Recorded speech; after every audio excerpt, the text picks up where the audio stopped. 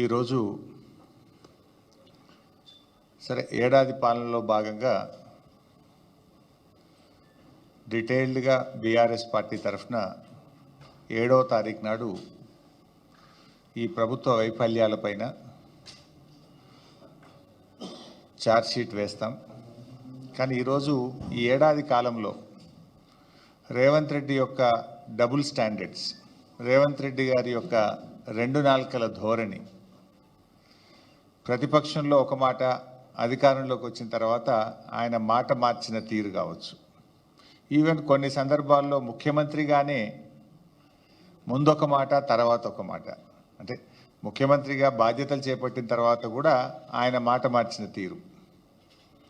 ఇట్లా ముఖ్యమంత్రి గారు ఏంటంటే ప్రజలను ఏ రకంగా ఆయన మోసం చేస్తున్నారు, వంచిస్తున్నాడు. ఆయన నైజం అంటే ఉన్నది ఉన్నట్టుగా కుల్లం కుల్లా ప్రజల ముందు ఆయనకు నిజస్వరూపాన్ని బయటపెట్టే ప్రయత్నం చేస్తున్నాం. ఈరోజు మనం జనరల్గా రెండు తలకాయల పాము గురించి అందరం విని ఉంటాం కదా. రెండు తలకాయల పామును చూసి మనం చాలా భయపడతాం. కానీ పాపం అది ఏమనది. రెండు తలకాయల పాము అది ఏమనదు, అదంత పెద్ద ప్రమాదకరం కాదు. రెండు నాల్కల ధోరణి కలిగిన మనుషులు ఉంటారు, రెండు నాల్కల మనిషి అంటాం. కానీ దాన్ని మనం పెద్దగా పట్టించుకోం, రెండు నాల్కల మనుషుల గురించి పెద్దగా పట్టించుకోం. కానీ వామ్మో అది చాలా ప్రమాదకరం, చాలా ప్రమాదకరం. అయితే ఈ రెండు నాల్కల వైఖరికి ఎవరు నిదర్శనమని రాష్ట్రంలో ఎవరిని అడిగినా కూడా స్పష్టంగా నిస్సందేహంగా చెప్తారు ఆయన ఎవరు అంటే రేవంత్ రెడ్డి, మన రాష్ట్ర ముఖ్యమంత్రి. డబుల్ ఎడ్జ్డ్ నైఫ్తోనైనా కొంత జాగ్రత్తగా ఉండొచ్చు, కానీ డబుల్ టంగ్ లీడర్లతో చాలా డేంజర్. సమాజానికి చాలా నష్టం వాళ్ళతో. డబుల్ స్టాండర్డ్స్ అంటే ఒక విషయం పైన నిన్నొక మాట మాట్లాడడం, ఈరోజు ఒక మాట మాట్లాడడం, రేపు ఒక మాట మాట్లాడడం. ఇది డబుల్ స్టాండర్డ్స్. నిన్నొక మాట, నేడొక మాట, రేపు ఒక మాట. ఇందులో రేవంత్ రెడ్డి గారు పిహెచ్డి చేసిండు. మాట మార్చడంలో, పూటకో మాట మాట్లాడడంలో పిహెచ్డి చేసిండు రేవంత్ రెడ్డి గారు. ఉల్టా ఇంకా మళ్ళీ ఆయన్నే అంటాడు, ఇంకోటి దబాయిస్తాడు. ఎవడా అన్నది, ఎవరన్నారు ఆ మాట అని ఉల్టా దబాయించి ముచ్చటగా మూడో స్టాండ్ చెప్పగలిగిన నేర్పరితనం కూడా రేవంత్ రెడ్డి గారిలో ఉంది. ఇవన్నీ నేను ఉత్తగా మాటలు చెప్తలేను, మీకు అన్నీ ఆయన నిజస్వరూపమే బయటపెడతా. వాటం తీరు మాట మార్చడం, పూటకో పార్టీ మార్చడం కూడా రేవంత్ రెడ్డికి వెన్నతో పెట్టిన విద్య. ఒక పార్టీలో ఉంటూ మరో పార్టీ అగ్రనాయకులను రాక్షసులు అంటాడు, మళ్ళీ అదే పార్టీలో చేరి దేవతలు అంటాడు. రాక్షసులు అన్న నోటితోనే దేవతలని కూడా పొగుడుతాడు. సిగ్గు ఎగ్గు కానీ సంకోచం వ్యాకోచం ఏమీ లేకుండా రెండు తీర్లు కూడా కంఫర్టబుల్గా నిస్సిగ్గుగా మాట్లాడే తత్వం రేవంత్ రెడ్డిది. సో ఏడాది పాలన పూర్తయిన సందర్భంగా ఈ ఘనత వహించిన మన రాష్ట్ర ముఖ్యమంత్రి రేవంత్ రెడ్డి గారి డబుల్ స్టాండర్డ్స్కు సంబంధించిన కొన్ని విషయాలను శాంపుల్గా మీకు చూపిస్తాను. చూపించాలంటే ఇంకా చాలా ఉన్నాయి. ఇక్కడ ఇప్పుడే కూర్చుంటే మా లక్ష్మారెడ్డి అని ఒక 10 కొత్త పాయింట్లు చెప్పిండు నాకు. నేను కొన్ని ఇవాళ చూపిద్దాం అనుకున్నా కానీ గిదున్నది అని కొత్తవి చెప్పిండు ఇప్పుడు నాకు. నిజంగా అన్ని చూపించాలంటే రేపు పొద్దుగా దాకా చూపించచ్చు రేవంత్ రెడ్డి డబుల్ స్టాండర్డ్స్ మీద. కానీ యనుమల గారి కొన్ని ఆనిముత్యాలు ఇప్పుడు మీ ముందు ప్రదర్శిస్తాను. రైతు బంధు చూపించు బాబు. పంటలకే ఇస్తున్నావు కదా, మూడో పంటకి ఎందుకు ఇస్తలేవు? పంటకు 5,000 ఎకరానికి ఇచ్చినావు, 2 పంటలకే ఇచ్చినావు సన్నాసి రైతు బంధు. మరి 3 పంటలు పండిస్తే 3 సార్లు ఎందుకు ఇస్తలేవు రైతు బంధు? భూమి లేని ఉపాధి హామీ కూలీలకు కూడా సంవత్సరానికి 12,000 రూపాయలు ఇస్తామని చెప్పినాము. ఈ భూమి యజమానికి వచ్చేది కౌలు రైతుకు వచ్చేది కౌలు రైతుకు వస్తుంది. ఒకరికిచ్చి ఒకరికి ఎగ్గొట్టే విధానం లేదు. అది కౌలు రైతు మాట్లాడుకోవాల్సిన అవసరం ఉంది.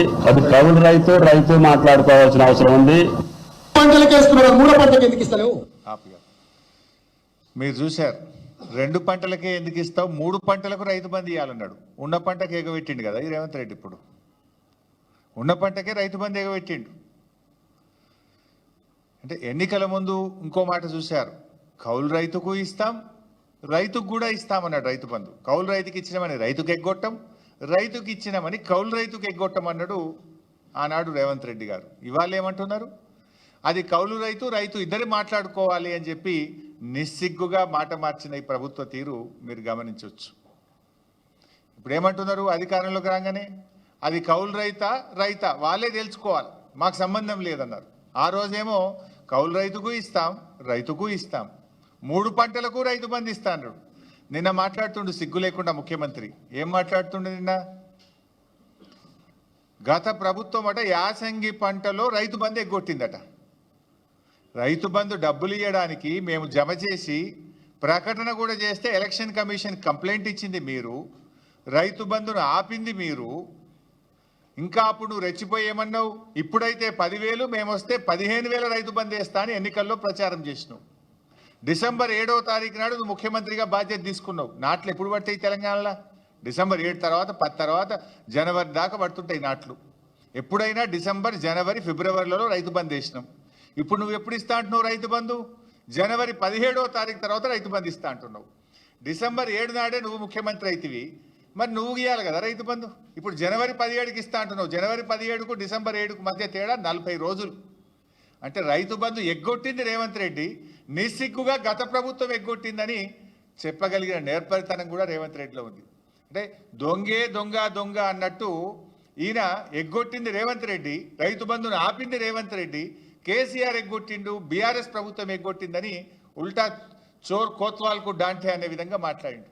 కరోనా వరుస 2 సంవత్సరాలు కరోనా వస్తే కూడా క్రమం తప్పకుండా 11 విడతల్లో 72,000 కోట్లు ఇచ్చింది కేసీఆర్ కదా. రైతు బంధు, రైతు బీమా కలిపితే 82,000 కోట్లు రైతులకు నేరుగా లబ్ధి చేకూర్చిన నాయకుడు కేసీఆర్, నిజమైన రైతు బంధువు కేసీఆర్.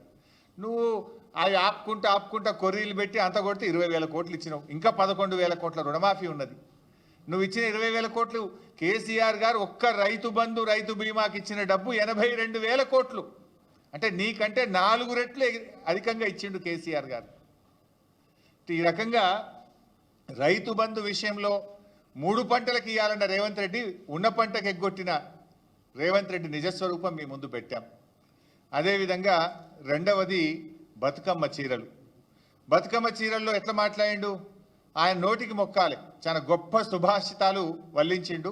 ఒక్కసారి ఆ దివ్య ప్రవచనాలు చూద్దాం. ఒక మంచి డిజైన్ తో ప్రతి ఆడబిడ్డకు 2 చీరలు ఇస్తే 1,30 లక్షల చీరలు మంచి డిజైన్లతోని మంచి క్వాలిటీ. సరిగా రాలే బిడ్డ. ఒక్క మంచి డిజైన్ తో ప్రతి ఆడబిడ్డకు 2 చీరలు ఇస్తే 1,30 లక్షల చీరలు మంచి డిజైన్లతోని మంచి క్వాలిటీతో ముందుకు రమ్మని మా అధికారులకు సూచన చేసినాం. ఒక్క మంచి ఆ రోజు ఏమో కేసీఆర్ గారి ప్రభుత్వం ప్రతి బతుకమ్మ పండుగ కూడా ఏ పేదింటి ఆడబిడ్డ కూడా పండుగ పూట పాత చీరలు కట్టుకోవద్దు, కొత్త చీర కట్టుకోవాలి, ఇటు చేనేత కార్మికులకు ఉపాధి దొరకాలని కేసీఆర్ గారు చీరలు ఇచ్చారు. ఏమన్నాడు రేవంత్ రెడ్డి గారు, చాలా మంచి డిజైన్లు ఇస్తాం, ఒక్క చీర కాదు 2 చీరలు ఇస్తా అన్నాడు. కానీ ఉన్న చీర ఎగబెట్టిండు కదా రేవంత్ రెడ్డి. మన తెలంగాణలో ఆడపిల్లల్ని మహాలక్ష్మిలుగా చూస్తాం. జనరల్గా ఆడపిల్లలకు కట్నం పెడతామంటే ప్రాణం పోయినా సరే ఆడపిల్ల కట్నం తప్పకుండా ఇస్తాం, చెల్లించుకుంటాం, వాళ్ళ మాట తప్పకుండా ఇస్తూ ఉంటాం. ఆడపిల్లకు మాట ఇచ్చి తప్పితే అది పెద్ద పాపంగా మనం తెలంగాణలో భావిస్తూ ఉంటాం. మరి అలాంటి ఆడపిల్లల్ని, మన అక్కా చెల్లెల్ని మోసం చేసినటువంటి చరిత్ర ఇవాళ రేవంత్ రెడ్డి గారిది. ఆ రోజేమో 2 చీరలు ఇస్తా అన్నాడు. 2 చీరలు కాదు కదా, కనీసం జాకెట్ పీస్ కూడా ఇవ్వలేన, జాకెట్ పీస్ కూడా ఇవ్వలే. పండుగ పూట ఆడపిల్లల్ని రేవంత్ రెడ్డి ఏ రకంగా బాధ పెట్టిండో, ఏ రకంగా మోసం చేసిండో ఆయన డబుల్ స్టాండర్డ్స్ ఇప్పుడు మన మహిళల విషయంలో చూసాం. అదేవిధంగా మూడోది ఎల్ఆర్ఎస్ చూపిస్తానా. అప్పుడు ఎల్ఆర్ఎస్ మీద ఏఆర్ఎస్ ఏందో ఒక్కసారి చూద్దాం. ఏఆర్ఎస్ అంటే ఏందనుకుంటున్నారా? ఎల్ఆర్ఎస్ అయిపోయింది, ఇంక ఎంఆర్ఎస్ తెస్తాడంట. పెద్ద మంచి లేని పెద్ద మంచి ఎల్ఆర్ఎస్ అంటే అయ్యా ఇంక ఎంఆర్ఎస్ కూడా తెచ్చేటట్టు ఉన్నాడు. అదేంటి అంటే మ్యారేజ్ రెగ్యులరైజేషన్ స్కీమ్ సార్. వాళ్ళ రక్తాన్ని పీల్చాలనేటువంటి ఆలోచనతో రాష్ట్ర ప్రభుత్వం ఉంది. వీలైతే అసలు కట్టబాహండి. ఇబ్బడి ముబ్బడిగా మీరు తీసుకొచ్చిన అప్పులన్నింటినీ కట్టడానికి ఆ అప్పుల భారం ఈ రోజు ప్రజల మీద వేస్తా ఉన్నారు. ఈ రకంగా ఎల్ఆర్ఎస్ సబ్జెక్ట్ కూడా ఉంది. ఈ ఎల్ఆర్ఎస్ సబ్జెక్ట్ కి సంబంధించింది దానకిషోర్ గారు మీ అందరితో మాట్లాడారు, మేడం గారు కూడా మాట్లాడారు అనుకుంటాను, సిఎస్ గారు. దీన్ని కూడా మనం చాలా రషప్ చేసి ఏదైతే షార్ట్ ఫాల్ అప్లికేషన్స్ అన్ని కూడా వాళ్ళు మళ్ళీ అప్లోడ్ చేయడానికి మళ్ళీ మన వాళ్ళు నోటిఫికేషన్ ఏదో ఇచ్చినట్టు మీకు షెడ్యూల్ ఏదో ఇచ్చినట్టున్నారు. వాటిని కూడా మనం షార్ట్ అవుట్ చేయాల్సిన రెస్పాన్సిబిలిటీ ఉంది. దానికి కావాల్సిన టీమును కూడా కావాలంటే ఐడెంటిఫై చేసుకొని రిక్వెస్ట్ చేసుకుందాం అనుకున్నాం. సో ఎల్ఆర్ఎస్ మీద ఏఆర్ఎస్ ఏందో చూశారు. ఎల్ఆర్ఎస్ అంటే ల్యాండ్ రెగ్యులరైజేషన్ స్కీమ్, మరి ఏఆర్ఎస్ అంటే యనమల రేవంత్ రెడ్డి స్కీమ్. ఆ రోజు బీఆర్ఎస్ పార్టీ అధికారంలో ఉన్నప్పుడు ఎల్ఆర్ఎస్ ఉచితంగా చేయాలని, పేదల రక్తమాంసాలు పీలుస్తున్నారని, పేదలను ఉసురు పోసుకుంటున్నారని రెచ్చిపోయి మాట్లాడిండు రేవంత్ రెడ్డి గారు, బట్టి విక్రమార్క గారు, ఉత్తమ్ కుమార్ రెడ్డి గారు, కోమటిరెడ్డి గారు, సీతక్క గారు. ఇంకా అందరి వీడియోలు ఉన్నాయి, నేను టైం వేస్ట్ చేయదలుచుకోలేదు. కానీ ఇవాళ ఏమంటున్నారు? డబ్బు కట్టాల్సిందేనట. ఇప్పుడు 15,000 కోట్ల రూపాయల డబ్బు కట్టండి అని అధికారులకు ఛార్జ్ మెమోలు ఇస్తున్నారు. ఏమైంది? ప్రజల దగ్గర డబ్బు కట్టిస్తలేరు.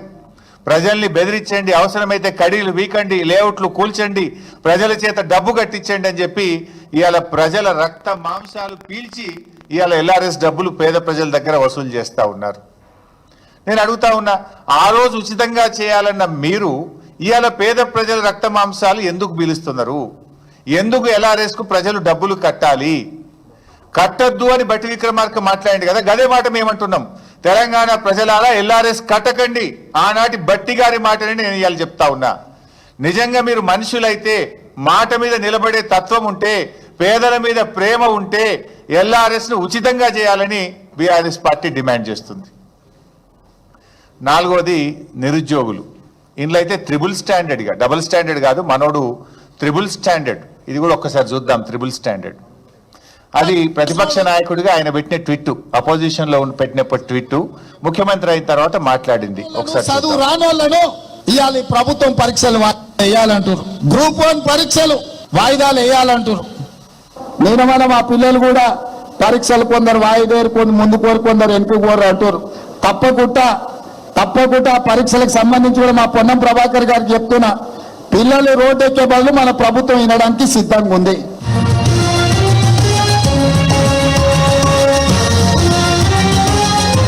ఓకే.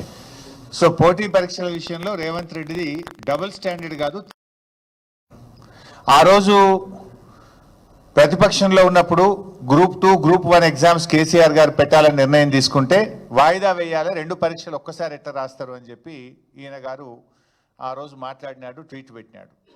మొన్న ముఖ్యమంత్రి అయిన తర్వాత ఇదే పిల్లలు అశోక్ నగర్లో రోడ్ల మీదకి వచ్చి పరీక్షలు వాయిదా వేయాలంటే ఇది ప్రతిపక్షాల కుట్ర అన్నాడు. తలకు మాసినోడే పరీక్షలు వాయిదా వేయాలంటారని, చదువు రానోళ్లే పరీక్షలు వాయిదా వేయమంటారని నోటికి వచ్చినట్టు ఈయన మాట్లాడిండు. మళ్ళీ ఇప్పుడేం మీరే చూసిండ్రు, ఆ తలకు మాసినోడే వాయిదా వేయమంటాడు అని అన్నది రాష్ట్ర ముఖ్యమంత్రి రేవంత్ రెడ్డి. ఆ పరీక్షలు వాయిదా వేసింది రాష్ట్ర ముఖ్యమంత్రి రేవంత్ రెడ్డి. ఇప్పుడు ఎవడు తలకు మాసినోడే? ఇప్పుడు ఎవడు తలకు మాసినోడు? నువ్వే కదా అన్నావు, తలకు మాసినోడే వాయిదా వేయమంటాడని చెప్పి. మరి వాయిదా వేసింది కూడా నువ్వే కదా. ఈ రకంగా ఆయన కన్వీనియంట్గా ఎప్పుడు ఎట్లంటే ఎట్లా మాట్లాడడం, ఏదంటే అది మాట్లాడితే ప్రజలు నమ్ముతారనే విధంగా ఈ ట్రిపుల్ స్టాండర్డు పరీక్షల వాయిదా విషయంలో, నిరుద్యోగుల విషయంలో మాట్లాడిండు. నిరుద్యోగుల విషయంలో ఇంకా చాలా విషయాలు కూడా ఉన్నాయి. మొదటి సంవత్సరంలోనే 2 లక్షల ప్రభుత్వ ఉద్యోగాలు ఇస్తామని చెప్పిండ్రు. 2 లక్షలు కాదు కదా, 10,000 కూడా వీళ్ళు ఇచ్చినాయి లేవు. అన్ని కేసీఆర్ గారు ఇచ్చిన నోటిఫికేషన్లే. అంతే తప్ప జాబ్ క్యాలెండర్ విషయంలో ఫెయిల్ అయినరు. నిరుద్యోగ యువకులను కూడా కన్వీనియంట్గా మోసం చేసిండ్రు. ఇక సర్వేల మీద ఆ రోజు కేసీఆర్ గారు చేసిన సమగ్ర సర్వే మీద ఏం మాట్లాడిండు, ఇప్పుడు ఆయన ఏం సర్వే చేస్తుండు, ఒకసారి అది కూడా చూద్దాం. ఆయన అడ్డమైన మన ఇంటికి పంపించి మన ఆస్తులు, మన ఖాతాలు, మన పిల్లలు, మన వివరాలన్నీ అడ్డమైన చేతిలో పెట్టమంటాడా? ఎవడన్నా బుద్ధుండేటోడు చేసే పనేనా? మెడకాయ మీద తలకాయ ఉన్నోడు ఎవడన్నా మంది వివరాలు మంది కాబట్టి ఎటువైనా పర్వాలేదని అనుకుంటున్నాడు. ఆ రోజేమో పచ్చ పార్టీలు ఉండయిన పచ్చ పార్టీలో ఉన్నప్పుడు మేము సమగ్ర సర్వే చేపడితే ఏ రకంగా మాట్లాడిండో చూసిండ్రు. ఇప్పుడు 3 రంగుల జెండాల పార్టీలో చేరి ఏ రకంగా సర్వే చేస్తుండో కూడా మనం చూస్తున్నాం. ఇప్పుడు అడ్డమైన ప్రశ్నలు అడుగుతున్నది ఎవడు? ఇవాళ సర్వేలు ఏమేమి అడుగుతున్నా మీకు తెలియదా? బైసాబ్ మీ అందరి దగ్గర రాలేదా? నీ ఆస్తి ఎంత, నీకు మోటార్ సైకిల్ ఉందా, నీకు టీవీ ఉందా, నీ గ్రైండర్ ఉందా, నీ కారు ఉందా, నీ ట్రాక్టర్ ఉందా, నీకు భూమి ఉందా, నీ కొడుకు ఏం చేస్తుండని అడ్డమైన ప్రశ్నలు వేస్తున్నాడు ఎవడిప్పుడు? ఇప్పుడు మెడ మీద తలకాయ లేనోడు ఎవడు? ఆ రోజు ఏమన్నాడు? మెడ మీద తలకాయ లేనోడు ఎవడు? వాడు ఇట్లాంటి ప్రశ్నలు అడుగుతారా అన్నాడు. ఇప్పుడు చెప్పాలి రేవంత్ రెడ్డి గారు, అడ్డమైన ప్రశ్నలు ఇస్తున్నోడు ఎవడు, మెడ మీద తలకాయ లేనోడు ఎవడో ఇవాళ ఆయన చెప్పాలి, ఆయనే సమాధానం చెప్పాలి. అంటే నువ్వు ఆ రోజు ఏం మాట్లాడినావు, ఈ రోజు నువ్వు అడుగుతున్న ప్రశ్నలు ఏంది, ఈ రోజు నువ్వు సర్వే రూపంలో ప్రజల్ని ఏ రకంగా ఇబ్బంది పెడుతున్నావు అన్నది ఆయన నిజస్వరూపం మనం ఈరోజు చూస్తూ ఉన్నాం ఆయనది. ఇక కూల్చివేతల విషయంలో కూడా ఉద్యోగస్తులు ఓకే 200 గజాలు 400 గజాలు అలా కట్టుకుంటే జేసీబీలు పెద్ద పెద్ద మిషన్లు తీసుకొని వెళ్ళి పాపం నేలమట్టం చేసిండు. క్రిమినల్ వేస్ట్, ఇసుక, సిమెంటు, మిగతాయి ఒకవేళ ఇర్రెగ్యులారిటీ జరిగినా రెగ్యులరైజ్ చేయడానికి చట్టంలో నిబంధన ఉంది. వాళ్ళేం దోపిడీ చేయలే, లేకపోతే వాళ్ళేం దేశద్రోహం చేయలే. వాళ్ళు అమాయకంగా కొనుక్కున్నారు, దాంట్లో కట్టుకున్నారు. ఒకవేళ అనుమతులు లేవనుకోండి, రెగ్యులరైజ్ చేయడానికి you have a certain rules and regulations. Criminal waste గా మొత్తం ఉన్న బలంగా నేలమట్టం చేయాల్సిన అవసరం ఉందా సార్? ఇవాళ గవర్నమెంట్ స్కీమ్స్ అనౌన్స్ చేస్తుంది. మీరు గవర్నమెంట్ ల్యాండ్స్లో ఉంటే మీరు రెగ్యులరైజ్ చేయించుకోండి, మీరు బిల్డింగ్లు కట్టుకుంటే రెగ్యులరైజ్ చేయించుకోండి. ఇంకోటి, నువ్వు అయ్యప్ప సొసైటీ కాడికి ఒక ఫార్ములా ఇచ్చేది ఉండే, కట్ ఆఫ్ డేట్ ఇచ్చేది ఉండే.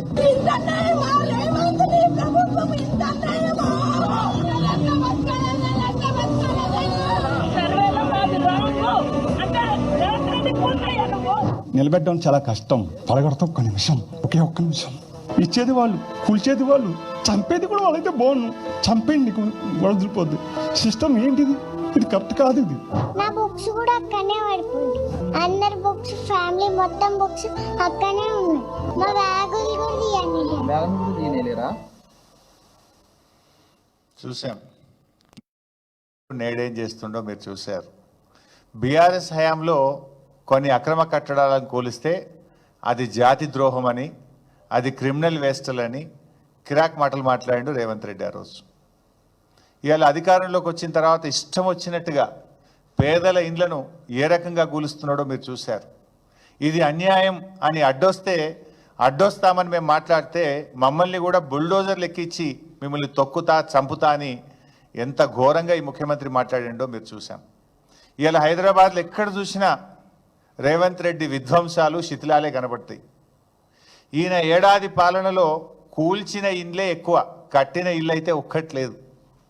ఏడాది రేవంత్ రెడ్డి పాలనలో కట్టిన ఇల్లు ఒక్కటి లేదు. ఎక్కడ పోయినా కూల్చిన శిథిలాలు మాత్రం కనబడతాయి. పాప మా పసిపాప నా పుస్తకాలు తెచ్చుకుంటా, మా నాన్న కొనిచ్చిన వాటర్ బాటిల్ తెచ్చుకుంటా అంటే కూడా సమయం ఇవ్వకుండా కూల్చినావు కదా. Is it not criminal waste mister Revanth Reddy? ఇది క్రిమినల్ వేస్ట్ కాదా? ఆ పిల్ల అమ్మాయి విద్యా సంవత్సరాన్ని కూడా ఆగం చేసినావు. మానవత్వం లేకుండా వాటర్ బాటిల్ని కూడా తెచ్చుకోకుండా కూల్చినవే. మరి ఆ రోజు నువ్వేం మాట్లాడినావు, ఇవాళ నువ్వు చేస్తున్నది ఏందో ఒక్కసారి ఆత్మవిమర్శ చేసుకో. ఇక పోలీస్ ప్రవచనాలు కూడా చూడాలి. ఈయన పోలీసుల గురించి ఈయన మాట్లాడిన ప్రవచనాలు కూడా ఒకసారి చూద్దాం. Video please. అయ్యా ఏ పోలీస్ అయ్యిందా? పోనీ వారానికి సెలవు వచ్చిందా?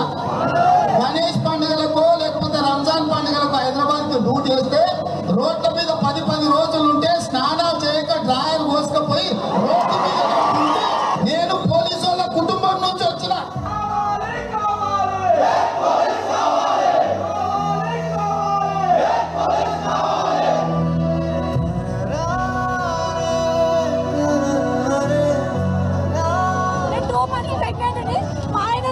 తీసుకోలేకపోతున్నాడు.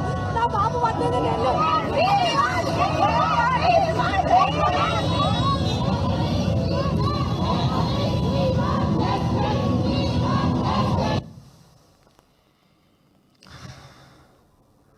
చూస్తే ఎన్ని ఉన్నాయో, ఇంకా చాలా ఉన్నాయని. ప్రతిపక్షంలో ఉన్నప్పుడేమో పోలీసుల గురించి కన్నీరు పెట్టి, అధికారంలోకి రాగానే పోలీసులతోని పోలీసుల కుటుంబ సభ్యులతో కన్నీరు పెట్టించిండు. ఆనాడేమో మొసలి కన్నీరు, ఇప్పుడేమో ఆ కుటుంబాలతోని ఆ పోలీసులతో కన్నీరు పెట్టించిండు. ఆనాడేమో డ్రాయర్ కోసుకపోయిన బాధలు నాకు తెలుసు అన్నాడు. ఇప్పుడేమో రేవంత్ రెడ్డి గారు గుండెలు కోసుకపోయేంత బాధలు వాళ్ళతో బాధ పెట్టిస్తున్నాడు వాళ్ళకు. అప్పుడు తనది కూడా పోలీస్ కుటుంబమే అన్నాడు. ఇప్పుడేమో పోలీస్ కుటుంబాలను రాచి రంపాన పెడుతున్నాడు. ఏమడిగినరా పోలీసులు? వీ వాంట్ జస్టిస్ అన్నారు, వీ వాంట్ ఏక్ పోలీసింగ్ అన్నారు. అది వాళ్ళ డిమాండ్ కాదు. ప్రతిపక్షంలో ఉన్నప్పుడు నువ్వు ఇచ్చిన మాట, నీ మాట నిలబెట్టుకో రేవంత్ రెడ్డి. నువ్వు ఆ రోజు ఏ మాట ఇచ్చినావో అది నిలబెట్టుకో అని అడిగిన పాపానికి డిస్మిస్లు, సస్పెన్షన్లు, ఛార్జ్ మెమోలు ఇచ్చినావు. 39 మంది ఉద్యోగాలు కూడా వీకినావు. పోలీసుల చేత పోలీసుల కుటుంబ సభ్యుల్ని అరెస్ట్ చేయించిన ఘనత ఇది రేవంత్ రెడ్డిది. ఇది కాదా డబుల్ స్టాండర్డ్? నిజంగా నువ్వు పోలీస్ కుటుంబం నుంచి వచ్చిన వాడివైతే, చీమునెత్తురుంటే, మాట మీద ఉండేవాడివైతే ఏక్ పోలీసింగ్ చేయాలన్నా వద్దా?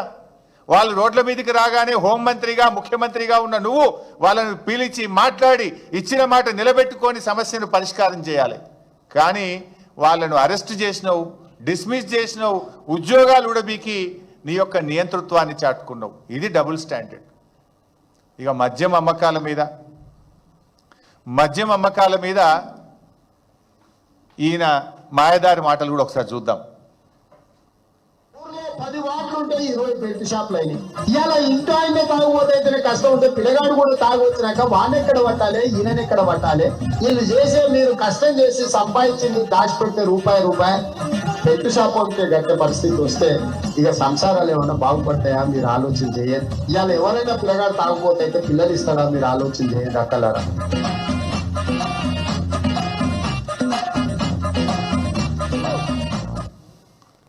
అప్పుడేమో మద్యం వద్దని పద్యం, ఇప్పుడేమో మద్యమే మాధ్యం. ఇది రేవంత్ తీరు. నేను అసెంబ్లీలో కూడా అడిగిన ఈ మాట. ఈ సంవత్సరం బడ్జెట్లో గత సంవత్సరం కంటే 10,000 కోట్ల రూపాయలు మద్యం మీద అధిక ఆదాయం కావాలని లక్ష్యంగా పెట్టుకున్నారు. వీళ్ళు బడ్జెట్లో పెట్టుకున్నారు. ఈ మధ్య రేవంత్ రెడ్డి ఎక్సైజ్ శాఖను రివ్యూ చేసినాడు. రివ్యూ చేసి అమ్మకాలు తగ్గుతున్నాయి, సేల్స్ పెరగాలి కదా. పోయిన సంవత్సరం కంటే ఈ సంవత్సరం ఏ సర్కిల్ పరిధిలో, ఏ జిల్లాలో మద్యం అమ్మకాలు తగ్గినాయో ఆ అధికారులందరికీ ఛార్జ్ మెమోలు ఇచ్చిండి. 30 మంది ఎక్సైజ్ అధికారులకు, ఎక్సైజ్ సిఐలకు, ఎక్సైజ్ సూపరింటెండెంట్లకు మీ ఏరియాలో మద్యం తక్కువ అమ్ముతున్నది, మీరు అమ్ముతారా అమ్మారా అని ఛార్జ్ మెమోలు ఇచ్చిండు. వాళ్ళకు మిమ్మల్ని ట్రాన్స్ఫర్ చేస్తామో అని బెదిరించాడు. అంటే ఇప్పుడు ఎవడు తాగుబోతారు తెలంగాణ చేస్తుండ్రు రేవంత్ రెడ్డి? ఆనాడేమో గత ప్రభుత్వం మీద విరుచుకపడ్డావు. ఇవాళ అంతకంటే ఎక్కువ 10,000 కోట్లు మద్యాన్ని ఎక్కువగా తాగించాలి, 10,000 కోట్లు అదనపు ఆదాయం రావాలని లక్ష్యంగా పెట్టుకొని ఛార్జ్ మెమోలు ఇచ్చిన రేవంత్ రెడ్డి నిజస్వరూపం ఇప్పుడు మనం చూస్తున్నాం. ఆనాటి స్వరూపం ఏంది, ఈనాటి నిజస్వరూపం ఈరోజు మన ముందు కనబడుతుంది. అంటే ఇవాళ బెల్ట్ షాపులు, ఆ రోజు గ్రామానికి కోటి ఉంటే రేవంత్ రెడ్డి పాలనలో గల్లీకి ఒక బెల్ట్ షాప్ వచ్చింది. ఆడపిల్లల మంగళసూత్రాలు తెంపే కార్యక్రమం చేపడుతున్నాడు. అంటే ఇప్పుడు వాళ్ళ ప్రాణాలు పోవా? తాగి వాళ్ళ లివర్లు పోవా? మరి నువ్వు మద్య నిషేధాన్ని తెస్తా క్రమంగా అన్నావు, కానీ నిషేధం తెస్తలేవు. ఇప్పుడు ఇంకా 10,000 కోట్లు ఎక్కువ తాగిచ్చే పని చేస్తుండు. ఇది మద్యం విషయంలో, మహిళల విషయంలో రేవంత్ రెడ్డి యొక్క మాయదారి మాటలు మనం చూసాం. ఇక అదేవిధంగా కాళేశ్వరం ప్రాజెక్టు మీరందరూ కూడా విన్నారు. చాలాసార్లు కూడా పదే ఒక అబద్ధాన్ని 100 సార్లు చెప్తే నిజమైద్ది అనేటువంటి రీతుల్లో కాళేశ్వరం గురించి ముఖ్యమంత్రి గారి గోబల్స్ ఎట్లా ప్రచారం చేశారో మీకు తెలుసు. ఒకవైపు ఏమో కాళేశ్వరం కూలైపోయింది, లేనే లేదు, 1,00,000 కోట్లు వృధా అయిందని మాట్లాడతాడు. మరోవైపు మీరు చూస్తున్నారు, మొన్న ఈ మధ్య ముఖ్యమంత్రి గారి రివ్యూ తర్వాత ప్రెస్ నోట్ వచ్చింది. మల్లన్న సాగర్ నుంచి హైదరాబాద్కు 20 టీఎంసీల నీళ్లు, మల్లన్న సాగర్ నుంచి మూసీ పునరుద్ధరణకు 5 టీఎంసీల నీళ్లు. మరి కాళేశ్వరం కూలైపోతే మల్లన్న సాగర్ నుంచి హైదరాబాద్ నీళ్ళు ఎట్లా వస్తాయి? మల్లన్న సాగర్ కాళేశ్వరంలో అంతర్భాగం కాదా? కొండపోచమ్మ సాగర్ మల్లన్న సాగర్లో అంతర్భాగం కాదా? ఆ మధ్య ఇంకా కొండా సురేఖ గారి వీడియో కూడా ఉంది, అది కూడా ఉంది. ఒకసారి చూసిన తర్వాత మాట్లాడదాం. కాళేశ్వరం కట్టడం, కూలడం రెండూ జరిగిపోయినాయి. శ్రీ రంగనాయక సాగర్ జలాశయం కింద దాదాపు 1,10,000 ఎకరాలకు నీరు అందించేటువంటి కార్యక్రమం ఉంది. దీంట్లో ఎడమ కాలువ ఇప్పుడు మనం ఓపెన్ చేయడం జరిగింది. ఎడమ కాలువ నుంచి 70,000 ఎకరాలకు, అదేవిధంగా కుడి కాలువ నుంచి 40,000 ఎకరాలకు, ఎడమ సాగర్ నుంచి ఇప్పుడు నీళ్లను మేము విడిచిపెట్టడం జరిగింది.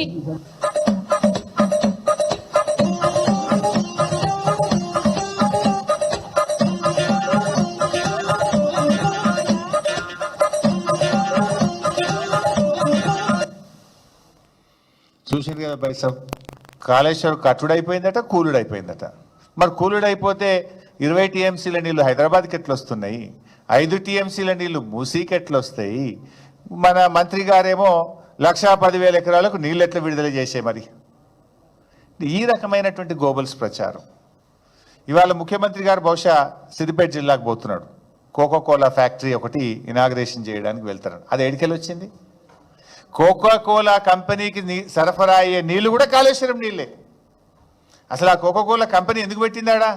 కాళేశ్వరం నీళ్లు ఉన్నాయి కనుక, కొండపోచమ్మ ప్రాజెక్ట్ ఉంది కనుక, దాని నుంచి నీళ్లు వస్తున్నాయి కనుక, నీటి సరఫరా ఉంది కనుక అక్కడ ఫ్యాక్టరీ ఆ రోజు వాళ్ళు పెట్టిండ్రు.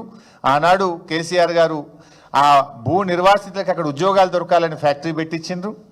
ఇవాళ ఈయన పోయి ఇనాగ్రేషన్ చేస్తుండ్రు. ఇవాళ రేవంత్ రెడ్డి గారు ఇనాగ్రేషన్ చేసే కోకోకోలా ఫ్యాక్టరీ కూడా కాళేశ్వరం ప్రాజెక్టులో అంతర్భాగమే. గా నీళ్లున్నాయి కనుకనే గా ఫ్యాక్టరీ గాడు వచ్చింది. గా విషయం కూడా గనక తెలియదు. తెలుసు డబుల్ స్టాండర్డ్.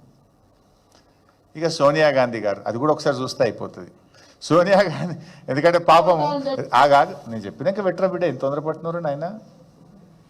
రేవంత్ రెడ్డి గారి డబుల్ స్టాండర్డ్స్ విషయంలో పాపం సోనియా గాంధీ గారు కూడా అతీతం కాదు.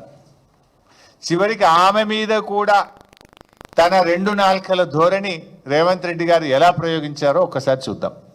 బలిదేవత అని చెప్పి ఆమెకు బిరుదు ఇవ్వండి, అప్పుడు సరిగ్గా సరిపోతుంది. ఆమె నైజానికి, ఆమె చేసిన నీచమైన పనులకు 1000 మందిని బలి తీసుకున్నందుకు ఈ పార్టీ వాళ్ళు చేసే పనులు కూడా తెలంగాణ ప్రజలకు కళ్ళగట్టినట్టుగా ఉంటది. సోనియమ్మ మా అమ్మ, సోనియమ్మ మా అమ్మ, మా 4 కోట్ల తెలంగాణ బిడ్డలకు కన్న తల్లి. ఇప్పుడు కూడా చూసాం, ఇందులో కూడా అంతే.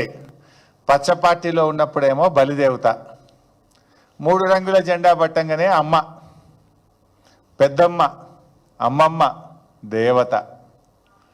అంటే ఆయన ఎప్పుడు ఎట్లయినా మాట మార్చగలుగుతాడు. అవసరమైతే కాళ్ళు పట్టగలుగుతాడు, అవసరం తీరితే కాళ్ళు బట్టి గుంజగలుగుతాడు. ఆ చేయితోనే పూలు విసరగలుగుతాడు, ఆ చేయితోనే రాళ్ళు కూడా విసరగలిగేటువంటి నేర్పరి మన రాష్ట్ర ముఖ్యమంత్రి రేవంత్ రెడ్డి గారు. అంటే చివరికి సోనియా గాంధీ గారి విషయంలో కూడా ఆయన డబుల్ స్టాండర్డ్, ఆయన 2 నాల్కల ధోరణి పాపం ఆమెకు కూడా తప్పలేదు. నెక్స్ట్ పార్టీ ఫిరాయింపులు. ఈ సరఫరా సీఎం ఫిరాయింపుల మీద ఎలా మాట్లాడిండో, ఎలా మాట ఫిరాయించిండో కూడా ఒక్కసారి చూద్దాం. కుక్కలు ఊర్లో స్వైర విహారం చేసి ప్రజల్ని కరిస్తే తరిమి రాళ్లతో కొట్టేట్లయితే చంపుతారో, బీ ఫామ్ మీద గెలిచి రాజీనామా చేయకుండా పార్టీ ఫిరాయించిన వాళ్ళను రాళ్లల్లో ఊర్లలోకి వస్తే రాళ్లతో కొట్టండి అని చెప్పి నేను కాంగ్రెస్ పార్టీ కార్యకర్తలకు విజ్ఞప్తి చేస్తున్నా. పిచ్చి కుక్కలు ఊర్లో. చూశారు కదా మిత్రులారా, ప్రతిపక్షంలో ఉన్నప్పుడేమో పార్టీ ఫిరాయించిన వాళ్ళను రాళ్లతో కొట్టి చంపాలన్నాడు. అధికారంలోకి వచ్చిన తర్వాత ఇల్లు గడప గడప తిరుక్కుంటూ, కడుపులల్లో తలబెట్టుకుంటూ పార్టీలో కండువాలు కప్పి ఎట్లా చేర్చుకున్నారో కూడా మనం చూస్తూ ఉన్నాం. అంటే రేవంత్ రెడ్డి మార్క్ పాలన ఎలా ఉంది అంటే ఫిరాయింపులు, దబాయింపులు, బుకాయింపులతో కూడినటువంటి రేవంత్ పాలన ఇది. ఇంత స్పష్టంగా పార్టీ ఫిరాయింపుల విషయంలో ఎంత నిస్సిగ్గుగా ఆయన మాట్లాడిండో కూడా మనం చూసాం. అదేవిధంగా ఇప్పటికి 11 చూశారు బైసాబ్ మీరు. ఒక 30-40 ఉన్నాయి, ఎన్ని చూపించమంటారు? ఇంకొక 4-5 చూపిస్తా. శిలాపలకాలు.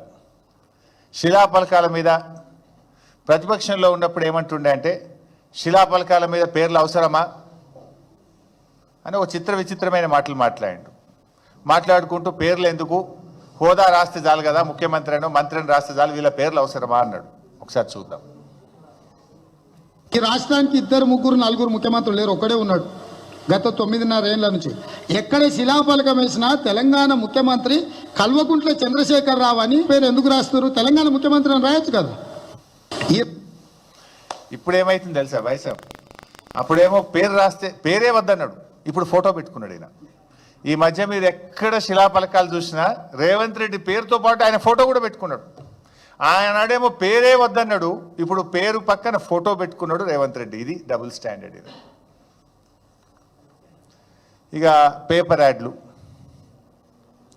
ఈ పేపర్ యాడ్ల విషయంలో కూడా ఆ రోజు దేశంలో అద్భుతమైన ప్రగతిని సాధించి తెలంగాణ జాతి సగర్వంగా ఈ దేశం ముందు తల ఎత్తుకునే విధంగా కేసీఆర్ గారు చేశారు. అత్యధిక స్థూల ఉత్పత్తి, అత్యధిక తలసరి ఆదాయము, నిరంతరాయ విద్యుత్ సరఫరా, ప్రతి ఇంటికి త్రాగునీటి సరఫరా, ఫ్లోరైడ్ రహిత రాష్ట్రము, అత్యధిక వరిధాన్య ఉత్పత్తి, ఇలా ఎన్నో గొప్ప కార్యక్రమాలు చేసి దేశం ముందు రాష్ట్రం యొక్క గౌరవాన్ని పెంచడానికి అప్పుడు మా ప్రభుత్వం ఏదో యాడ్స్ ఇస్తే ఆయన ఆ రోజు ఏం మాట్లాడిండో ఇవాళ ఏం చేస్తుండో ఒక్కసారి చూద్దాం. ఎట్లా ప్రకటనలు ఇస్తారు? ఎవరు తాత జాగీర్ ఇది? టిఆర్ఎస్ ఖాతాలో 1300 కోట్లు ఉన్నాయి, అందులోకి వెళ్ళి ఖర్చు పెట్టుకోమన్నారు. ఎవరు అన్నారు? ఎట్లా ప్రకటనలు ఇస్తారు? ఎవరు తాత జాగీర్ ఇది? టిఆర్ఎస్ ఖాతాలో 1300 కోట్లు ఉన్నాయి. ఇప్పుడు చూస్తున్నారు కదా బైసాబ్, రోజు జాక్ పేజ్ యాడ్లు, ఇంకా ఉత్తుత్త యాడ్లు కూడా కాదు. ఇందిరాగాంధీ జయంతికి యాడే, రాజీవ్ గాంధీ వర్ధంతికి యాడే, ఉత్సవాల పేరు మీద యాడ్లే. రోజు మరి అడ్డగోలుగా ఎవరు జాగిరని ఇస్తున్నావు నువ్వు యాడ్లు? మరి ఎవరి డబ్బు? ప్రజల డబ్బును నువ్వు ఈ రకంగా నీ ప్రచారం కోసం ఏ రకంగా ఖర్చు పెడతావని మాకు అడగరాదా? అంటే మేమిస్తేనేమో బ్యాడ్ అట, ఆయన ఇస్తేనేమో యాడ్ అట. ఇది ఆయన 2 నాలుకల ధోరణి. అదేవిధంగా మూసీ విషయంలో ఆయన గారు ఏం మాట్లాడిందో కూడా మీ అందరికీ తెలుసు. ఇది ముఖ్యమంత్రి అయినాకనే మార్చిన మాట. ఇంక ఇది ప్రతిపక్షంలో ఉన్నది కూడా కాదు. మూసీ విషయంలో ముఖ్యమంత్రి అయినాకనే మాయా మచ్చింద్ర మాటలు చూస్తే అది నోరా మోరే అనిపిస్తుంది. ఒక్కసారి చూడండి. పరివాహక అభివృద్ధి కోసం 5 ఏళ్లలో 1,50,000 కోట్ల రూపాయలు 1,50,000 కోట్ల రూపాయలతోని ప్రణాళికలు సిద్ధం చేసి, మరి 1,50,000 కోట్లు అనేది ఎక్కడి నుంచి వచ్చింది? 1,50,000 కోట్లు అనేది ఎక్కడి నుంచి వచ్చింది? సుందరీకరణ అనేది ఎక్కడి నుంచి వచ్చింది? మూసి చూసింది కదా బైసాబ్, తన నోటితోని తానే 1,50,000 కోట్లని నొక్కి నొక్కి చెప్పిండు. మళ్ళీ ఆ తర్వాత 1,50,000 కోట్లు అనేది ఎక్కడి నుంచి వచ్చిందని మిమ్మల్ని అడిగిండు విలేకరుల సమావేశంలో. మిమ్మల్ని దబాయించిండు. అది ఎక్కడి నుంచి వచ్చింది, ఎవడు చెప్పిండు మీకు అని ఉల్టా దబాయించింది ఆయన.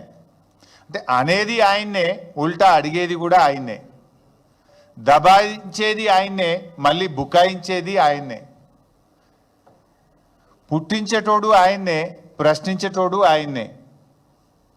అంటే ఎట్లా ఉంటుంది ఈయన తీరంటే, ఇది వెనకటికో సామెత ఉంటుంది, చెప్పటోనికి చెవుడైనా వినటోనికి వివేకం ఉంటుంది అనే ఒక సామెత ఉంది.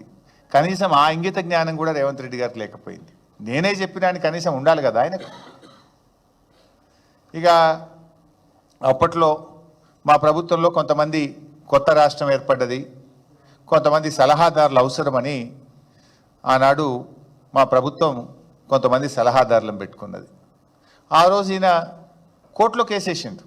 అసలు ఇంతమంది సలహాదారులు అవసరమా? వీళ్ళ క్యాబినెట్ ర్యాంక్ ఎట్లా ఇస్తారు? వీళ్ళకి స్టేట్ మినిస్టర్ ర్యాంక్ ఎట్లా ఇస్తారు? ఈ సలహాదారులంతా వేస్టు అని స్వయంగా రేవంత్ రెడ్డి మన హైకోర్టులో కేసు వేసిండు. ఆ కేసు ఈరోజు కూడా నడుస్తుంది. Still that matter is pending in the high court. మరి సలహాదారులు వద్దని, సలహాదారులకు క్యాబినెట్ ర్యాంక్ ఇవ్వొద్దని హైకోర్టులో కేసు వేసేటప్పుడు మనం ఏం చేస్తాం? ప్రమాణం చేస్తాం. Will give an affidavit ఏమిస్తాం?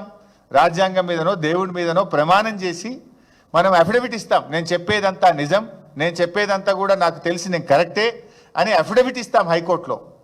Affidavit ఇచ్చి హైకోర్టులో వేసిన రేవంత్ రెడ్డి ఇలా ఏ రకంగా సలహాదారులను అపాయింట్ చేసిండు, పార్టీ ఫిరాయించిన వాళ్ళకు కూడా క్యాబినెట్ ర్యాంకులు ఇచ్చుకుంటా ఏ రకంగా సలహాదారులు ఇచ్చిండో మీకు తెలియదా బాయ్ sir? Is it not double standard? ఒకసారి అది కూడా చూద్దాం.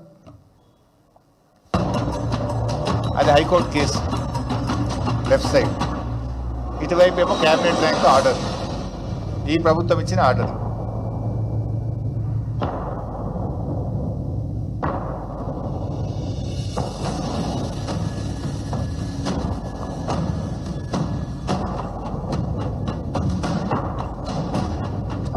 చాలా మందికి పెద్ద లిస్ట్ ఉందండి చదివితే పేర్లు, ఆ పేర్లన్నీ చదవాలంటే ఇంకా చాలా ఉన్నాయి. అంటే ఇప్పుడు ఆయనే సమాధానం చెప్పాలి. హైకోర్టులో నువ్వే అఫిడవిట్ ఇచ్చినావు, నీ సంతకంతో నువ్వు అఫిడవిట్ ఇచ్చినావు, క్యాబినెట్ ర్యాంక్ ఇది అన్యాయం, తప్పు, ఇది అన్కాన్స్టిట్యూషనల్ అన్నావు. ముఖ్యమంత్రి కాగానే మారిపోతుందా? ఇప్పుడు దీనికి ఆయనే సమాధానం చెప్పాలి. ఇక యూట్యూబ్ ఛానళ్ళ గురించి మీకు తెలిసి ఏమన్నాడు? ఆ రోజేమో యూట్యూబ్ ఛానళ్ళు చాలా గొప్పవి, మీరే గ్రేట్ అన్నాడు వాళ్ళని. ఇప్పుడు ఏమంటుండు యూట్యూబ్ ఛానళ్ళ మీద అంటే వీళ్ళందరూ కూడా అరాచక ఛానళ్ళు అట. వీళ్ళంతా అరాచక ఛానళ్ళు, వీళ్ళు అరాచకం చేస్తున్నారు. ఏం అరాచకం ఏమన్నా? నీ బట్టలు ఇప్పుతురు అంతే, ఉన్నది ఉన్నట్టు నీ సంగతి అంతా బయట పెట్టిరు. నీ తప్పుడు విధానాలను, నీ ద్వంద్వ వైఖరిని, నీ ప్రభుత్వం చేస్తున్న అడ్డగోలు వ్యవహారాలను బయట పెడితే ఇవాళ వాళ్ళను అరాచక ఛానళ్ళు అనే బిరుదిచ్చి వాళ్ళ మీద అక్రమంగా కేసులు పెడుతుండు. అది కూడా ఒక్కసారి చూద్దాం. చూస్తే వాడు ట్యూబ్ పెట్టుకొని, ఆ ట్యూబ్ లో పెట్టుకొని వాడు మెడలో పట్టేసుకొని, మెడలో ఇది కట్టుకొని వాడు నేను ట్యూబ్ కో జర్నలిస్ట్ అని బయలుదేరితే ఏది పడుతుంది మధ్యలోనే అడ్డం తోట మాట్లాడి ఎవరితో. ఇది యూట్యూబ్ల మీద ఆ రోజు వాళ్ళనే ఎంబడబెట్టుకొని తిరిగిండు. యూట్యూబ్ ఛానల్ని ఇనాగ్రేషన్ చేసిండు, మీరే గొప్పవాళ్ళు అన్నాడు. కథం కుర్చీలో కూర్చోగానే మాట మార్చాడు. ఇక ప్రజాస్వామ్య పునరుద్ధరణ, అభయహస్తం వాళ్ళ మేనిఫెస్టోలో మొట్టమొదట చెప్పినటువంటి హామీ ప్రజాస్వామ్య పునరుద్ధరణ. ఈయననే చెప్పిండు. సోనియా గాంధీ గారు 6 గ్యారంటీలు ఇచ్చారు, నేను 7వ గ్యారంటీ ఇస్తున్న ఈ రాష్ట్ర ప్రజలకు. మా పాలనలో నిర్బంధాలు ఉండవు, అణిచివేతలు ఉండవు, ప్రజాస్వామ్యం అద్భుతంగా ఉంటుంది అన్నాడు. నిజంగా ఈయన ఏడాది పాలనలో ఏమున్నాయి ఈరోజు? నిర్బంధాలు, అణిచివేతలు, లాఠీ చార్జీలు, కంచెలు, ఆంక్షలు. చివరికి మా పార్టీ మహబూబాద్లో మీటింగ్ పెట్టుకుంటామంటే కూడా నువ్వు అనుమతి ఇవ్వలే కదా, హైకోర్టుకు పోయి తెచ్చుకున్నాం కదా. పోలీసులు బాధ చెప్తే వాళ్ళని సస్పెండ్ చేస్తేవి, డిస్మిస్ చేస్తేవి. నిరుద్యోగ యువత మాకు అన్యాయం అవుతుంది, జీవో 29 రద్దు చేయండి, ఎస్సీ ఎస్టీ బీసీలకు అన్యాయం అవుతుందంటే వాళ్ళ వీపులను కమిలిపోయేటట్టు చితక బాధితివి. లగచర్లలో గిరిజనులు మా భూములు మాకు కావాలని గిరిజనులు రోడ్ల మీదకి వస్తే అర్ధరాత్రి పూట ఆ మహిళల్ని తొక్కుకుంటూ పోయి ఇవాళ గిరిజనులను అరెస్ట్ చేస్తేవి. అంటే ఒక టెర్రరిస్టులను చేసినావు నువ్వు లగచర్లను. అంటే ఈ రకంగా చివరికి ప్రజా సంఘాలు, మన సోదరిమణి సంధ్య గారు వారి బృందం లగచర్లకు మేము పోయి చూడడానికి వెళ్తామంటే వాళ్ళ బట్టలు చిరిగిపోయినాయి కదా. పోలీసులు చివరికి ఆ రోజేమో వాడుకున్నావు నువ్వు వాళ్ళని, ఆ రోజు వాళ్ళని అద్భుతంగా చాలా గొప్ప వాళ్ళన్నావు, వాళ్ళని ఉపయోగించుకున్నావు, కాంగ్రెస్ పార్టీ అధికారంలో రావడానికి అన్ని రకాలుగా ఉపయోగించుకున్నావు. కానీ ఇలా ఒక ఫ్యాక్ట్ ఫైండింగ్ కమిటీగా కొన్ని మహిళా సంఘాలు కలిసి లగచర్లకు పోతుంటే వాళ్ళ బట్టలు చిరిగిపోయేటట్టుగా పోలీసులు వాళ్ళని హ్యాండిల్ చేసిండ్రు. ఇది ప్రజాస్వామ్యం, రేవంత్ రెడ్డి ప్రజాస్వామ్యం. ఒకసారి ఆ ప్రజాస్వామ్యం మీద కూడా ఆ రోజు ఆయన ఏం మాట ఇచ్చిండో, ఈరోజు ఏం జరుగుతుందో కూడా చూద్దాం. Whoever have given guarantees, so Sonia Gandhi ji has given guarantees on September 17, 2023, 6 guarantees. Plus I have given one more guarantee, 7th guarantee, that is democracy, revival of democracy.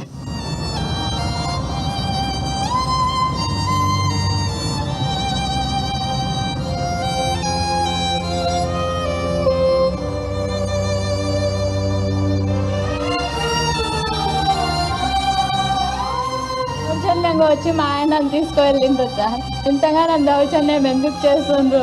నేను ప్రెగ్నెన్సీ లేడు ఉన్నా, నాకు ఎవరు లేరు అని చెప్తే కూడా ఇడవకుండా తీసుకువెళ్ళిండ్రు సార్. ఇప్పుడు నాకు పెయిన్స్ వస్తున్నాయి, ఎవరు తీసుకువెళ్తారు? మా ఇంట్లో అయితే ఎవరు లేరు, నేను ఒక్కదాన్నే ఉన్నా. అంటే చెప్పిందేమో ప్రజాస్వామ్య పునరుద్ధరణ, కానీ జరుగుతున్నదేమో ప్రజాస్వామ్య హనన. ఈరోజు ఈ రాష్ట్రంలో జరుగుతుంది. ఎక్కడ అసలు ఉందా ప్రజాస్వామ్యం? ప్రశ్నిస్తే కేసులే, సోషల్ మీడియాలో పోస్టు పెడితే కేసులే, కొండారెడ్డిపల్లికి పోయిన జర్నలిస్టుల మీద దాడి చేస్తుంది, బీఆర్ఎస్ ఎమ్మెల్యేల ఇండ్ల మీద దాడులు చేస్తుంది. ఇక ఏం జరిగినా ప్రతిపక్షాల కుట్రనే. నిరుద్యోగ యువత అశోక్ నగర్లో రోడ్డు మీదకి వస్తే ప్రతిపక్షం కుట్ర అంటాడు.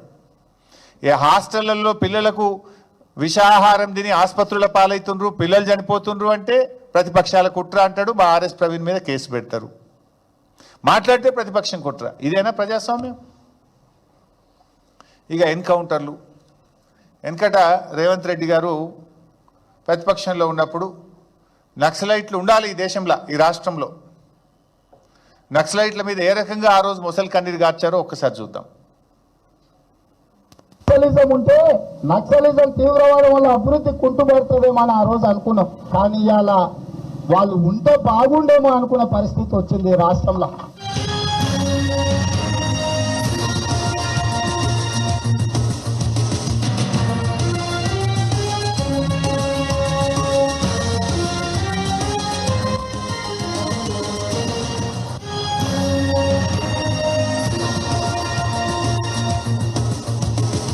ఆ రోజేమో నక్సలైట్లు ఉంటే బాగుండన్నాడు, ఇవాళ నక్సలైట్లు ఉండకపోతే బాగుండు అంటుండు. ఇలా 3వ ఎన్కౌంటర్ ఈ ప్రభుత్వం వచ్చిన తర్వాత, 3rd ఫేక్ ఎన్కౌంటర్స్. ఇది వాళ్ళ కుటుంబాలు చెప్తున్నారు, మనం పేపర్లలో చూస్తున్నాం, వార్తలు టీవీల్లో చూస్తున్నాం, దాని వెనక ఏం జరిగింది అనేటువంటి వార్తలు మనం చదువుతున్నాం. అంటే ఆ రోజు ఒక మాట, ఇవాళ ఒక మాట. అంటే ఇట్లా చెప్పుకుంటూ పోతే ఇంకా 20-30 ఉన్నాయి. I don't want to take much time, but release చేస్తాయి, వీడియోలన్నీ కూడా మీకు రిలీజ్ చేస్తాయి, ఇంకా చాలా ఉన్నాయి.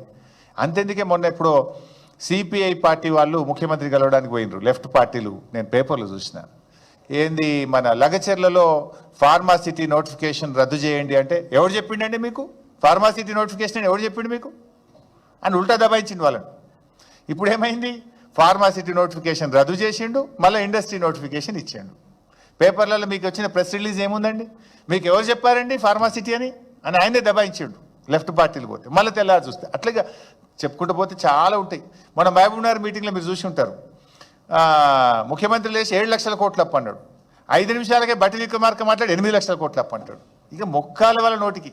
అసెంబ్లీలోనే చెప్పినది 4,26,000 కోట్లే, మీరు అన్ని అబద్ధాలు చెప్తుంటారు, నేను బహిరంగ చర్చకు సిద్ధమంటే దాని మీద నోరు మెదపరు. ఈ రకంగా ఇంకా చాలా చాలా ఈయన నిజ స్వరూపాలు, చాలా చాలా స్వరూపాలు ఉంటాయి ఈయనకు, అపరిచితుడైన. అంటే జనరల్గా రాజకీయ నాయకులు అనేవాళ్ళు ఆదర్శంగా ఉండాలి. ప్రజలు నిశితంగా మనను పరిశీలిస్తూ ఉంటారు. ప్రజాస్వామ్యంలో మనం అనుకుంటాం కానీ ప్రజలు చాలా చాలా నిశితంగా మనను పరిశీలిస్తుంటారు. రాజకీయ నాయకులు ఒళ్ళు దగ్గర పెట్టుకొని చాలా బాధ్యతగా మాట్లాడాలి, బాధ్యతగా మెదగాలి. ఇవాళ రేవంత్ రెడ్డి స్టైల్ ఎట్లుంటుందంటే, నేనంటలే నీ మాట, ఆయన అన్న మాటనే అమెరికాలో మాట్లాడిన అదొక్క వీడియో చూపిస్తా లాస్ట్గా, మీకు కూడా బోర్ అయిద్దేమో. ఆయన ఏమంటే, ఆయన జనరల్గా ప్రజలు పిచ్చోళ్ళు, మనం ఏదైనా మాట్లాడొచ్చు, నాలుకే కదా, నరం లేని నాలుక, ఏదన్నా మాట్లాడొచ్చు, ఎటన్నా తిప్పొచ్చు అని రేవంత్ రెడ్డి గారు త్రికరణ శుద్ధిగా నమ్మి ఆయన ఆచరిస్తుండు అని అనిపిస్తూ ఉంటుంది. ఆయన ఒకసారి అమెరికాలో మాట్లాడండి, అదొక్క వీడియో చూసిన తర్వాత నేను ముగిస్తాను, ఒక్కొక్క 2 మాటలు చెప్పి ముగిస్తాను. అది కూడా ఒకసారి. మా చేత మోసపోవాలని ప్రజలు కోరుకుంటున్నారు. సరే, వాళ్ళది కోరుకున్నప్పుడు మాదే ఉంది, రోగి కోరుకున్నది అదే, డాక్టర్ ఇచ్చింది అదే అన్నట్టు ఉంది వ్యవహారం. మా చేత మోసపోవాలని ప్రజలు కోరుకుంటున్నారు. సరే, వాళ్ళది కోరుకున్నప్పుడు మాదే ఉంది, రోగి కోరుకున్నది అదే, డాక్టర్ ఇచ్చింది అదే అన్నట్టు ఉంది. అంటే మోసం చేయడం మాకు అలవాటు, మోసపోవడం ప్రజలకు అలవాటు అని నిస్సంకోచంగా చెప్పిండు రేవంత్ రెడ్డి గారు. అది ఇక్కడ మాత్రం డబుల్ స్టాండర్డ్ లేదండి, ఉన్నది చెప్పినట్టు ఆయన మనసులో చెప్పిండు. దీని మీద మాట మార్చలే. ఈ రకంగా అంటే ముఖ్యంగా నా ప్రయత్నం వల్ల కూడా రేవంత్ రెడ్డి నిజస్వరూపాన్ని ప్రజలకు చూపించాలన్నదే నా ప్రయత్నం, మీ ద్వారా ఈ రాష్ట్ర ప్రజలకు చూపించాలన్నదే నా ప్రయత్నం. చైతన్యవంతులైనటువంటి ప్రజలు ఇకనైనా ఇలాంటి 2 నాల్కల ధోరణి కలిగిన నాయకులను నమ్మి మోసపోవద్దని, మోసపోతే ఎలా గోసపడుతున్నామో మనం చూస్తున్నాం. ఏం కోల్పోయారు అని ఈయన మాట్లాడుతున్నాడు. రైతు బంధు కోల్పోలేదా, కేసీఆర్ కిట్టు కోల్పోలేదా, బతుకమ్మ చీరలు కోల్పోలేదా, ప్రజాస్వామ్యం కోల్పోలేదా, ఎన్నని చెప్పమంటావు? చెప్తాను, అది 7వ తారీఖు నాడు ఇంకా చాలా డీటెయిల్గా, ఇంకా చాలా వివరంగా నీ ఏడాది పాలన గురించి చాలా వివరాలు ఉన్నాయి, అవి కూడా చెప్తాం. తెలంగాణ ప్రజలకు ఈ ఏడాది కాలంలో అనుభవంలోకి వచ్చిందల్లా కూడా మోసం, దగ, నీ 2 నాల్కల ధోరణి. ఇలా పిల్లలు కూడా చూస్తే, ఎక్కడ టీవీ చూస్తే పిల్లలు చెడిపోతారు అని ఛానల్ మారుస్తున్నారు తల్లిదండ్రులు. రేవంత్ రెడ్డి స్క్రీన్ మీద కనబడంగానే ఛానళ్ళు మార్చే పరిస్థితి వచ్చింది. నీ భాష కానీ, నీ వ్యవహార శైలి, నువ్వు మాట్లాడుతున్న తీరు, ఇవాళ కుటుంబాలు భయపడుతున్నాయి. మా పిల్లల మీద ఈ ప్రభావం ఎంత పడుతుందో అని కూడా బాధపడే పరిస్థితి వచ్చింది. రేవంత్ రెడ్డి గారిని నమ్మితే ఏమైంది అంటే, అన్న వస్త్రానికి పోతే ఉన్న వస్త్రం పోయింది అన్నట్టు అయిపోయింది ఈరోజు. సో నేను చూపించింది, నేను చెప్పే ప్రయత్నం అంతా కూడా ఈ ఏడాది పాలనలో ఎడతెగని వంచనకు నిలువెత్తు నిదర్శనాలు ఇవన్నీ. ఇది ఆత్మవంచన చేసుకోవడమే. ఒక నాయకుడు అనే వ్యక్తి ఏదైనా ప్రజలకు మాట ఇస్తే, ప్రతిపక్షంలో ఉన్నప్పుడు మాట్లాడితే దాన్ని నిలబెట్టుకునే ప్రయత్నం చేయాలి. ఇవాళ నీ మాటలే కదా, నువ్వు రెచ్చగొట్టే ప్రజల్ని నేను ఇది చేస్తా అది చేస్తా అని చెప్పి నువ్వు ఈ రకంగా అధికారంలోకి వచ్చినావు. కానీ ఇలా అధికారంలోకి వచ్చినాక ఎట్లా మాట మారుస్తున్నావో కూడా ఇలా రాష్ట్ర ప్రజలు గమనించాలని చెప్పి కూడా కోరుకుంటూ ఇంత ఓపికగా విన్నందుకు మీ అందరికీ ధన్యవాదాలు.